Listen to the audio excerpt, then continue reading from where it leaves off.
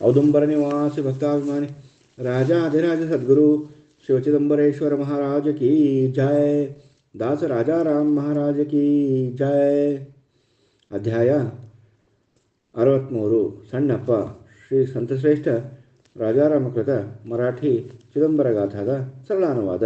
ಅನುವಾದಕರು ಪರಮಪೂಜ್ಯ ಶಂಕರ ದೀಕ್ಷಿತ್ ಗುರು ಮಹಾರಾಜರು, ಕರ್ಕಿಹಳ್ಳಿ. ಅಧ್ಯಾಯ 63.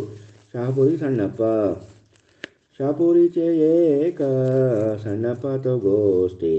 शहापुरीचे एक सಣ್ಣಪ್ಪ तो गोष्टी. भक्ती त्याची मोठी चिदंबर. भक्ती त्याची मोठी चिदंबर. शहापुरीचे एक सಣ್ಣಪ್ಪ तो गोष्टी. शहापुरीचे एक सಣ್ಣಪ್ಪ तो गोष्टी.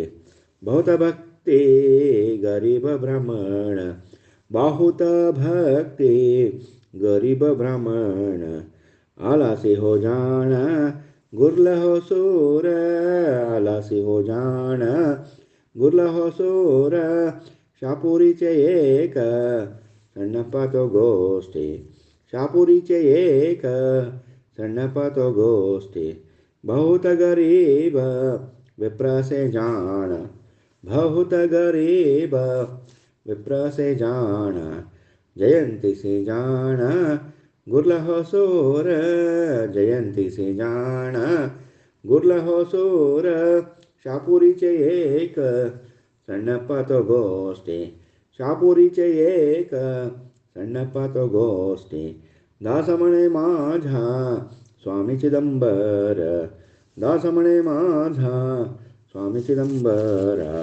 प्रत्यय ईश्वर दावीत से. प्रत्यय ईश्वर दावीत से. शहापुरीचे एक सಣ್ಣಪ್ಪ तो गोष्टी. शहापुरीचे एक सಣ್ಣप्ಪ तो गोष्टी. भक्ती त्याची मोठी चिदंबर. भक्ती त्याची मोठी चिदंबर.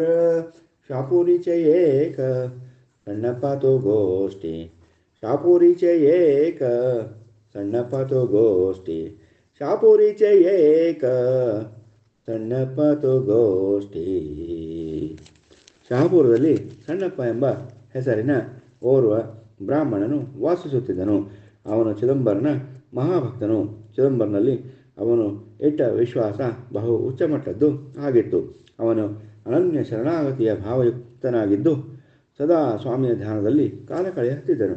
ಅವನು ಪ್ರತಿ ವರ್ಷ ಚಿದಂಬರ ಜಯಂತಿಗೆ ಗುರ್ಲಹೊಸೂರಿಗೆ ತಪ್ಪದೇ ಹೋಗುತ್ತಿದ್ದನು. ಅದೂ ಸಹ ಉದಯಕ್ಕೆ ಕಾಕಡಾರತಿಯ ಸಮಯಕ್ಕೆ ಸಾಧಿಸಿ ಹೋಗುತ್ತಿದ್ದನು. ಚಿದಂಬರನು ಸರ್ವ ದೇವನ ಅವತಾರವೇ ಎಂದು ನಂಬಿದ್ದನು.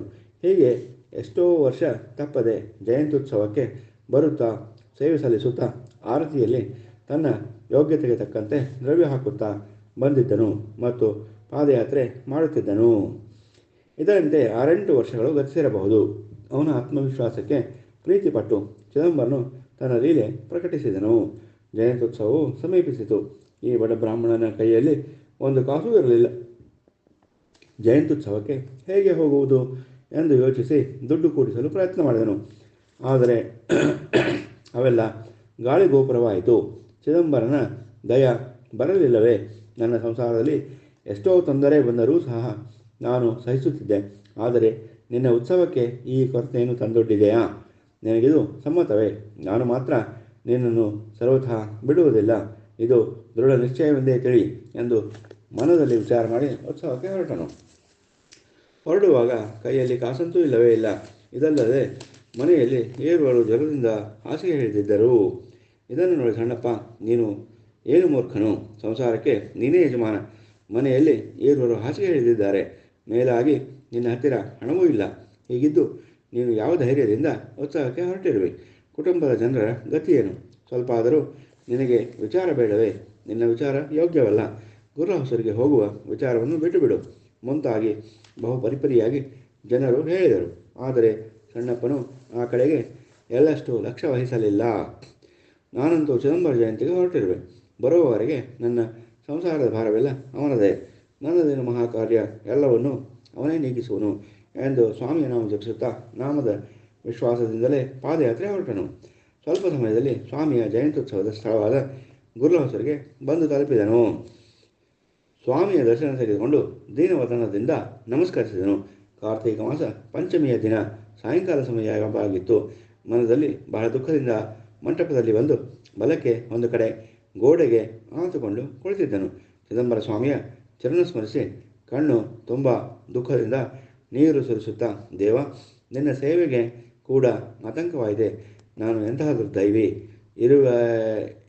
ಇರುವ ನನ್ನ ಗುಣಕ್ಕೆ ತಕ್ಕ ಶಾಸನ ಮಾಡಿರುವೆ. ಹೇ ದೇವ, ಕರುಣಿಸು ಎಂದು ದೀನವದನಾಗಿ ಮನದಲ್ಲಿ ಸ್ವಾಮಿಯನ್ನು ಬೇಡಿಕೊಳ್ಳುತ್ತಿದ್ದನು. ನನ್ನ ಹತ್ತಿರ ಒಂದೂ ಕಾಸು ಇಲ್ಲ. ಮುಂಜಾನೆ ಕಾಕಡಾದ ಸಮಯಕ್ಕೆ ನಾನು ಅರ್ತಿಯಲ್ಲಿ ಏನು ಹಾಕಲಿ ಎಂದು ಸ್ವರದಿಂದ ರೋಧಿಸಿದನು. ಹಾಗೆ ಮಲಗಿ ಬಿಟ್ಟನು. ನಿದ್ದೆ ಆವರಿಸಿತು. ಪಾದಯಾತ್ರೆಯ ದಣಿವು ಬೇರೆಯಾಗಿತ್ತು. ಮುಂಜಾವಿನ ಸಮಯ. ಸ್ವಾಮಿಗೆ ಭಕ್ತನ ಕಾತುರತೆ ತಡೆಯಲಾಗಲಿಲ್ಲ. ಸ್ವಪ್ನದಲ್ಲಿ ಬಂದು, ಸಣ್ಣಪ್ಪ, ನಿನಗೆ ಅಭಯದಾನ ಮಾಡುವೆ.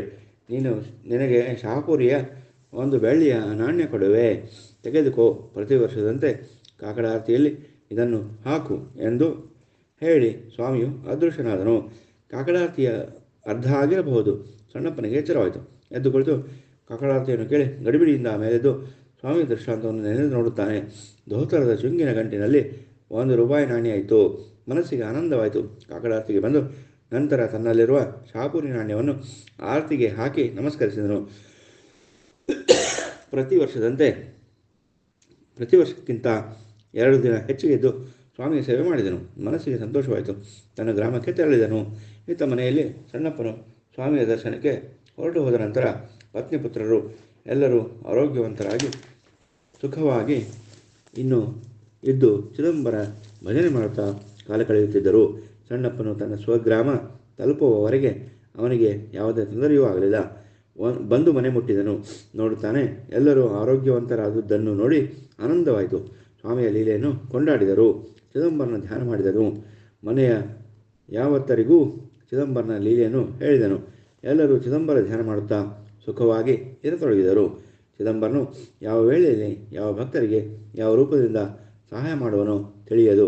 ಅವನು ಭಕ್ತರನ್ನಂತೂ ಎಂದೂ ಕೈ ಬಿಡಲಾರನು.